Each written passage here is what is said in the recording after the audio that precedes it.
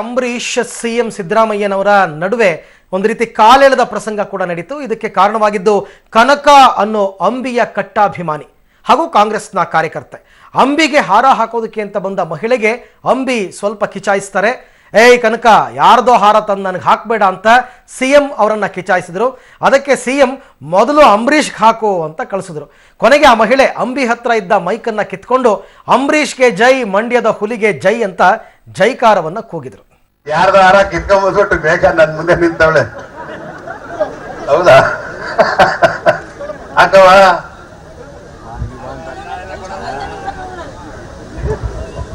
ಮಂಡ್ಯದ ಗಂಡು ಅಂಬರೀಷ್ ಅಣ್ಣನಿಗೆ, ಇಂಡಿಯಾದ ಗಂಡು ಮಕೇಶ್ ಅಂಬಾಡಿಗೆ, ಹುಲಿಗೆ, ಮುಖ್ಯಮಂತ್ರಿ ಸಿದ್ದರಾಮಯ್ಯ ಅವರಿಗೆ. ಹಾಕ ಹಾಕ ಹಾಕ. ಇಲ್ಲ ಇಲ್ಲ ಇಲ್ಲ, ಅವಳು ಸುಮ್ಮನೆ ನನ್ಗೆ ಎದುರ್ಕೊಂಡು ಸಿಗಲ್ಲ. ಅವಳು ಬಂದಿರೋದು ನಿಮ್ಗೋಸ್ಕರ, ನನ್ಗೆ ಗೊತ್ತಿದೆ ಅವಳ ಆಟ. ಕೃಷ್ಣಪ್ಪನ್ಗೆ ಹಾಕು ಅಪ್ಪಾಜಿಗಳ ಅಲ್ಲೇ ಹಾಕ ಹಾಕ ಹಾಕ. ಇಲ್ಬಾರ ಈ ಕಡೆ ಬಾ. 5,000 ಕೊಡು, ಆಮೇಲೆ ಮಾತಾಡ್. ಯಾರ್ದು ಹಾರ ಕಿತ್ಕೊಂಡ್ಬಿಟ್ಟು ಬೇಕಾ ನನ್ ಮುಂದೆ ನಿಂತವಳೆ? ಹೌದಾ? ಹಾಕವ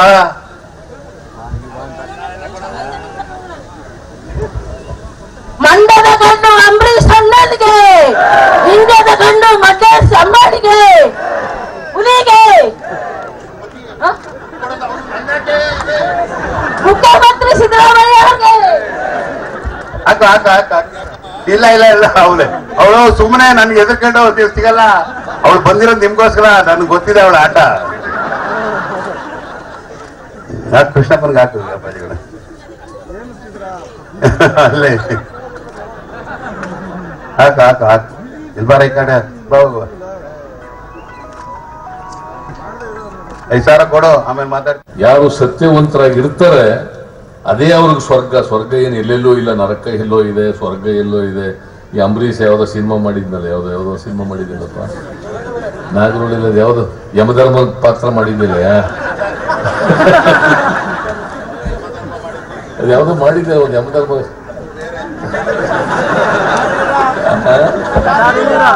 ಮಾಡಿದ್ದಾನು ಉಪೇಂದ್ರನ ಜೊತೆ ಅಂತ ನಡಿಲ್ಲ ಅಂತ ಹೇಳ್ತಾವನ ಈಗ.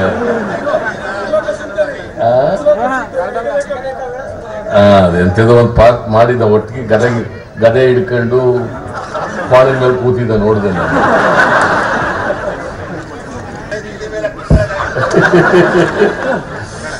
ಸೊ ಅವೆಲ್ಲವೂ ಕೂಡ ಜನರಿಗೆ ನಂಬಿಕೆ ಬರಲಿ ಅಂತ ಹೇಳಿ ಮಾಡಿರ್ತಕ್ಕಂಥ ವಿಚಾರ.